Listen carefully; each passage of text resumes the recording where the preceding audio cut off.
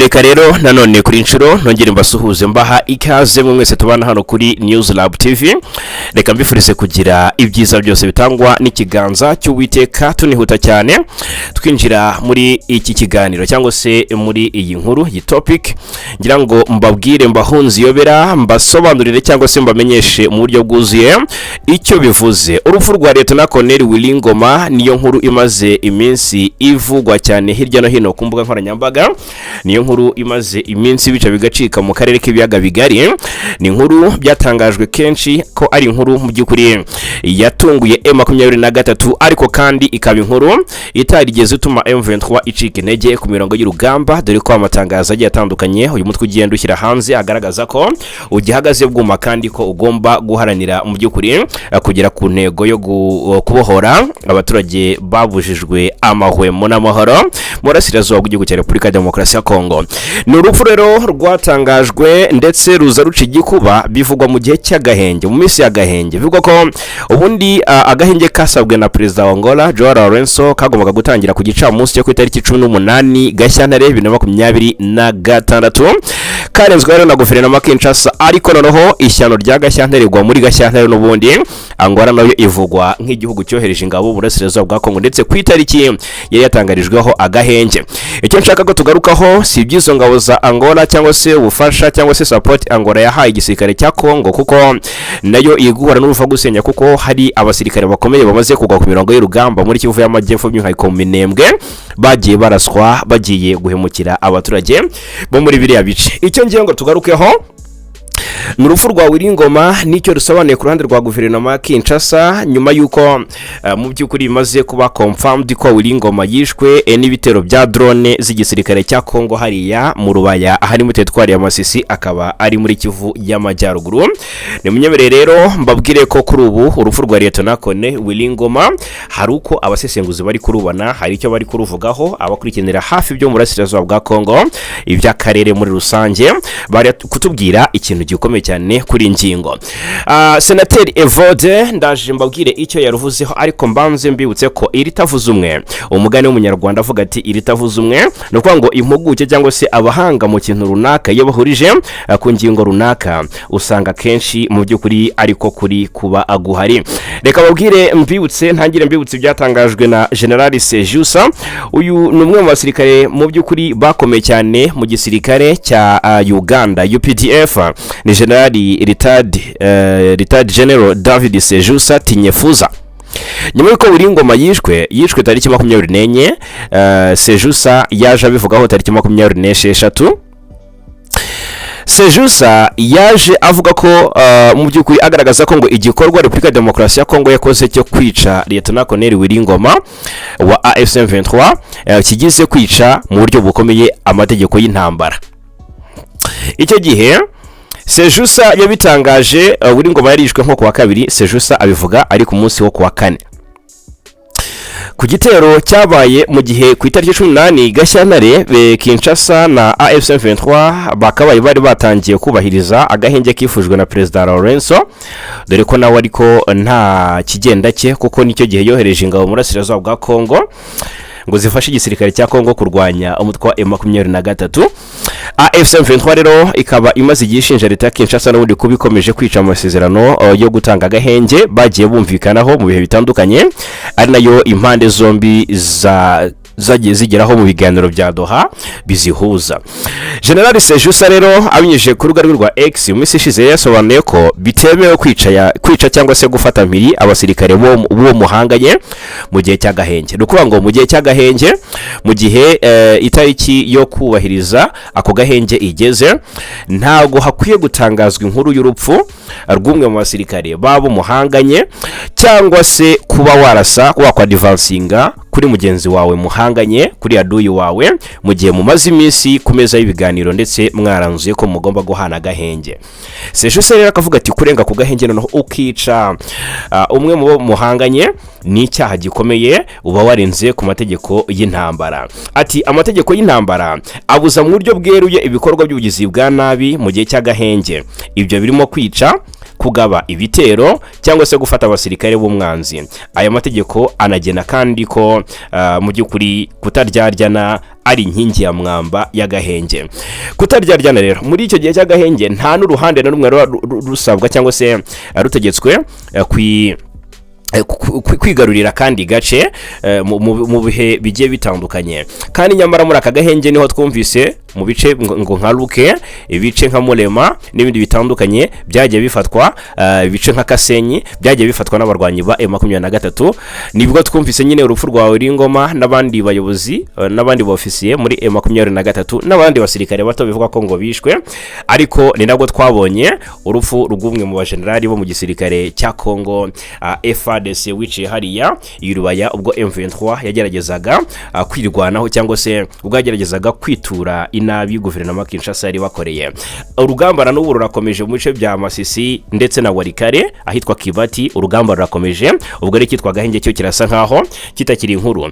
Sejusa icyo nashaka kugarukaho yakomeje avuga ko ngo ibyo Kongo n'abashyigikiye bakoze bifatwa nko kwica mu buryo bukomeye ku mategeko mpuzamahanga agenga intambara. Kubwiye mpamvu kwica kw'abo commanders ntikwafatwa nko kwica mu mirwano isanzwe, ahubwo ni igikorwa cyo kwica umuntu byateguwe. Noneho rero ku kijyanye no kwica umuntu nka Willy Ngoma sasa ahangaha ntago ari ukwica bisanzwe by'imirwano kuba wakwica umwe mu basirikare cyangwa se abasirikare muhanganye, ahubwo no kwica abayobozi nk'aba ngaba nka Willy Ngoma ni ukwica mu by'ukuri umuntu byateguwe. Noneho Sejusa yavuze ko M23 nyuma yo kwicira abantu kwicirwa abantu kuri ubu yo yemerewe guhita yihimura hatitawe ku masezerano y'agahengere, kuko ngo M23 igize gutya ikica. Mwumvise ko yishe colonel uko ishatse, hari n'undi mu colonel yishe ejo bundi ninza kumwibuka neza ndamubabwira, ariko kwica Willy Ngoma, kwishirwa Willy Ngoma bivuze ko nayo ubwayo ubu ngubu yo nta mategeko ayihana mu gihe yabi igize itya ikirwanaho ikavuga iti reka noneho twihorere ku wacu wishwe mu buryo nk'ubu. Ubwo rero Yesu n'amategeko y'intambara n'uburyo akora. David Sejusa ibyo yatangaje byose yakomezaga ku rupfu rwa Willy Ngoma. Bivugwa ko nk'uko ikinyamakuru Chip Response cyabitangaje, ni ikinyamakuru cyo muri Uganda gikorana n'ubutasi amakuru y'ubutasi cyangwa se gitangaza amakuru y'ubutasi, kivuga ko mu by'ukuri Willy Ngoma ngo atishwe gusa wenyine, ko yicanywe n'abandi bagera kuri 18. Hari hanavuzwa amakuru yuko Willy Ngoma ndetse na Sultan Makenga nawe yarashwe kandi ko ngamerewe nabi, ariko ibyo byose byo na makuru yaburiwe gihamya. Ubwo rero reka kuri inshuro turebera hamwe icyo kwica Willy Ngoma bivuze mu mboni za Senateri Evode, mwe mu nararibonye ku biba bikomeje kugenda bivugwa n'ibitangazwa ku mutekano n'ubundi ku butaka bw'Urasirazuba bw'igihugu cya Repubulika Iharanira Demokarasi ya Kongo ndetse n'ibindi bigiye bitandukanye. Ibyo rero nibyo tugiye kuba turebera hamwe. Nongeye kuguha ikaze, ariko kandi nkwibutsa ko biba byoroshye cyane kubana natwe mu ruhererekane rw'amakuru n'ibiganiro. Ni subscribe cyangwa sabone, ugakanda like tukana ko bikunda, ugatanga igitekerezo cyangwa se comment ushyira hagati muri comment, hanyuma ukanasangiza abandi aya makuru. Ibi byose ariko ukabikora mu gihe nawe ubwawe wumva wanogewe. Iyi ni News Lab TV, nge ndi Fagika Yinamura, nkwibutsa ko aya ari nayo mahitamo yawe meza. Abasesenguzi mu bya politiki barimo Senateri Uwizeyimana Evode bagaragaza ko urupfu rw'uwari umuvugizi w'igisirikare cya AFC M23 Lieutenant Colonel Willy Ngoma rushobora gufatwa nk'icyaha cy'intambara ku buyobozi bwa Repubulika ya Demokarasi ya Kongo bwarenze nkana ku gahenge. Ku ya 28 nkuko tumaze iminsi tubivuga, nibwo ihuriro ry'ingabo za AFC M23 ryatangaje ko Lieutenant Colonel Willy Ngoma yishwe n'ihuriro ry'ingabo za leta ya Repubulika ya Demokarasi ya Kongo zagabye ibitero mu gihe hari hasabwa gahenge n'umuhuza mu biganiro by'impande zombi. Ibyo ariko ntibyatumye ingabo za Kongo FARDC n'imitwe zifatanyije bitubura imirwano gifashishije indege na drone mu bice bitandukanye muri teritwari ya Masisi. Mu kiganiro cya televiziyo y'igihugu inkuru mu makuru cyatambutse ku ya mbere Werurwe, umusesenguzi muri Politike yo mu Karere Senateri Evode Uwizeyimana yagaragaje ko kuba Lieutenant Colonel Willy Ngoma yarishwe bishobora gutera imbaraga abandi bigatuma bakomeza kurwana ku kubohora igihugu mu rwego rwo kwanga akarengane gakorerwa abanyekongo b'abatutsi bavuga ikinyarwanda. Yakomeje asobanura ko nubwo urupfu rw'umuntu uharanira kwibohora rushegesha bategesha bagenzi be bafatanije urugamba runabongerera imbaraga zo gutsinda intambara. Ati umuntu haranira kubaho urupfu rwe cyangwa amaraso ye hari igihe bitera imbaraga basigaye. Ibi bishobora kujya kubishaka no ku mateka yacu ya vuba. Fred Rwigema apfa, ba Chris Bunyenyezi na baba Ingana bapfuye mu bihe bikurikiranye. Agaragaza ko no mu kubohora u Rwanda abari batangije urugamba bagize ibyago byo gupfusha abasirikare bakuru mu ntangiriro z'urugamba. Igikuba kiracika ariko habonetse abandi bayobora urugamba kugeza ku ntsinzi. Ati ibyo muri Repubulika Demokarasi ya Kongo nabyo ubigereranyije nibyo igihombo gutakaza umuntu uri kuri ruriya rwego, ariko ngira ngo impfu nka ziriya zikunze gutera imbaraga abasigaye cyane ko impamvu barwanira ibigihari.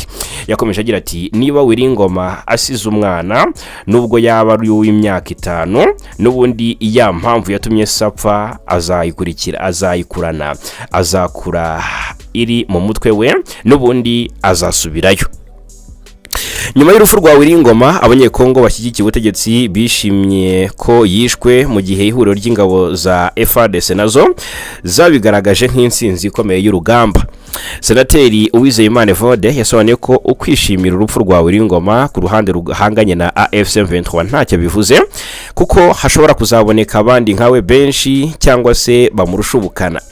Ati ntabwo ukwiye kwishima ngo Willy Ngoma yapfuye kubera ko ikiri inyuma ntukizi, hashobora kuzaza ba Willy Ngoma benshi cyangwa bamurusha ubukana. Asobanura ko ubusanzwe mu mategeko mpuzamahanga iyo hari agahenge uruhande rumwe rukarasa ku rundi ababiguyemo bose byitwa ibyaha by'intambara. Ati abantu babiguyemo bose nibiba ari ibyaha by'intambara. No kuvuga ko urupfu rwa Willy Ngoma ugiye kureba ugasanga rwabaye mu gihe cy'agahenge ni icyaha cy'intambara kuko ntabwo icyo gihe cyari igihe cy'imirwano. Ayo ni amategeko mpuzamahanga singiye uyashyiraho. Akomeza agira ati kenshi ubutabera bukorwa n'abatsinze ariko buriya baravuga ko bishe ikihebe bishe inyeshyamba, ariko nabwo agahenge kubahirizwa n'uruhande rumwe ziba ari impande zombi. Ntabwo bivuze ko ari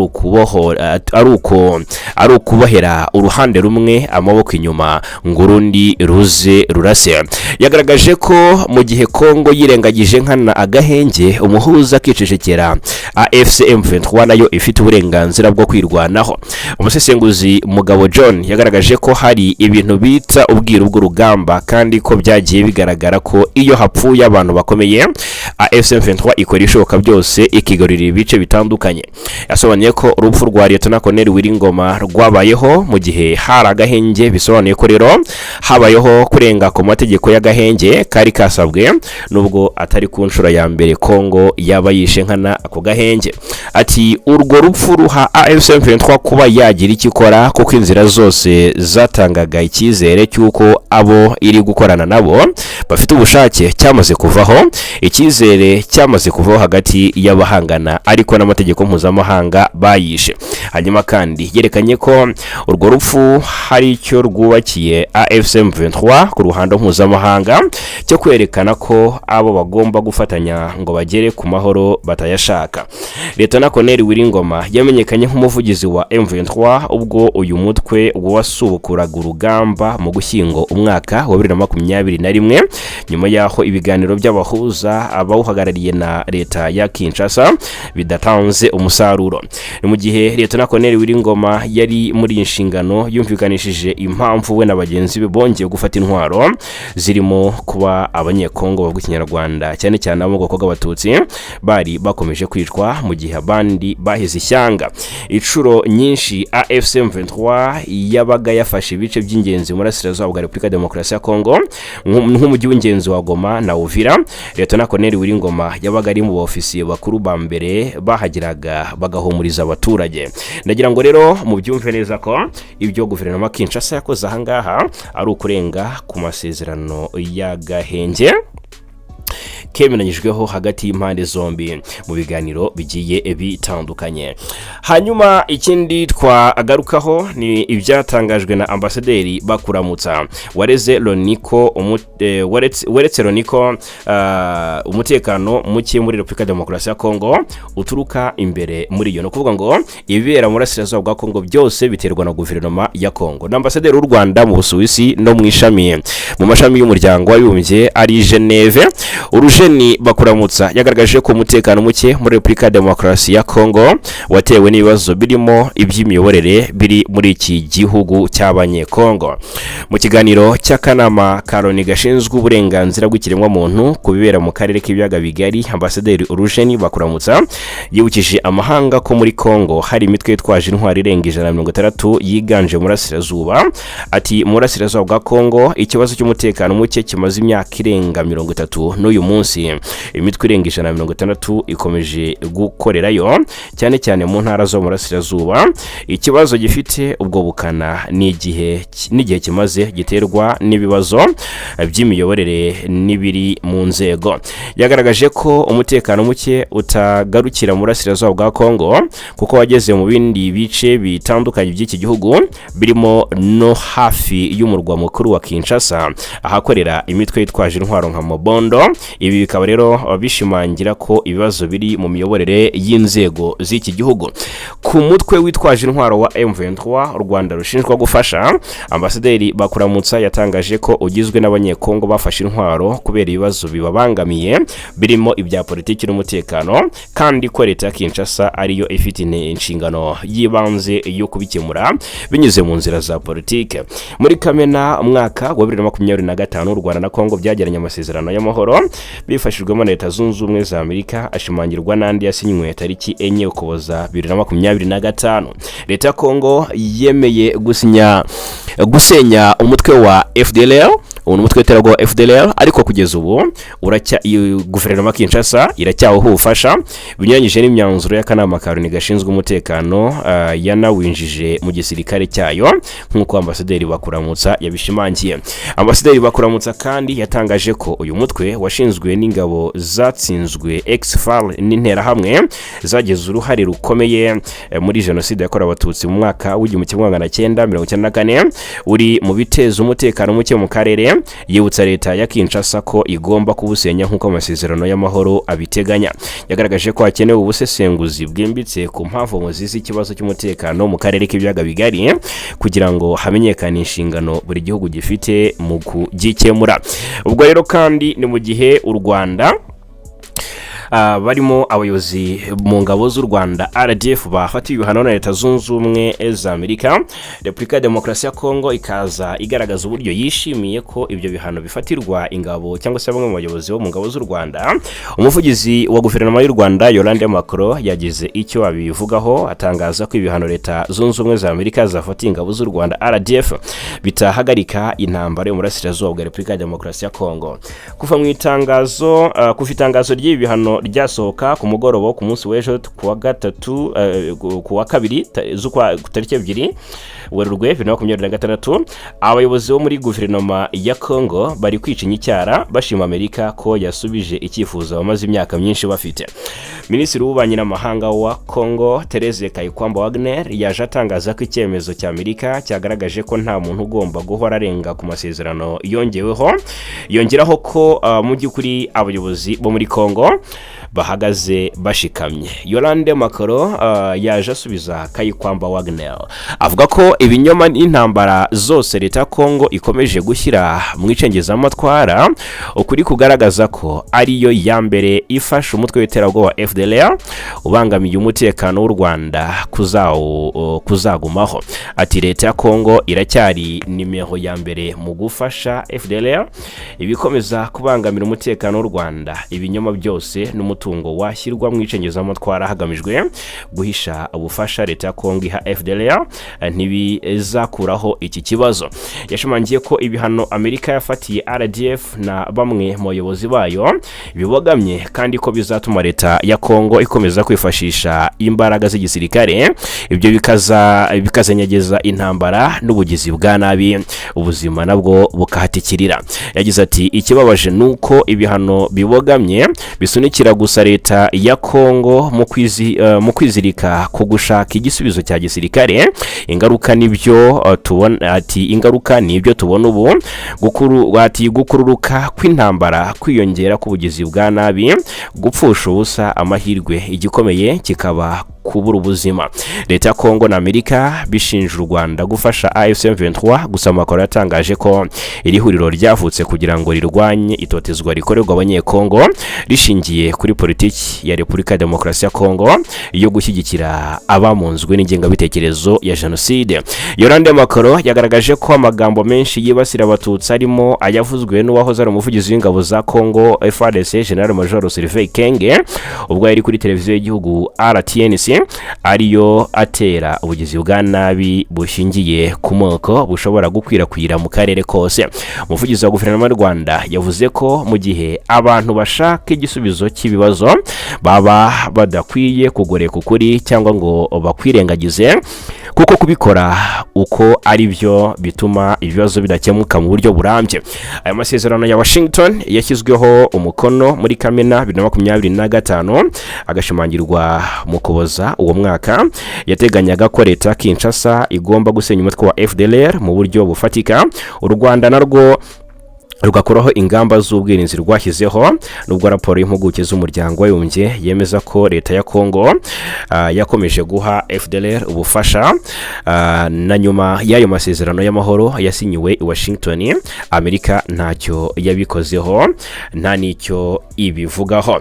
Ibihano rero byahawe abasirikare bakuru mu ngabo z'u Rwanda ni ibihano bigiye bitandukanye. Ubwo rero abahawe ibihano ni abajenerali 4 ba RDF barimo General Mubaraka Muganga, ni umugaba mukuru w'ingabo z'u Rwanda General Mubaraka Muganga, harimo umugaba w'ingabo zirwanira ku butaka Major General Vincent Nyakarundi, umuyobozi wa diviziyo ya 5 y'ingabo z'u Rwanda Major General Rukika Rusisi, ndetse n'umuyobozi w'ingabo zo mu mutwe udasanzwe Brigadier General Gashugi Stanislas.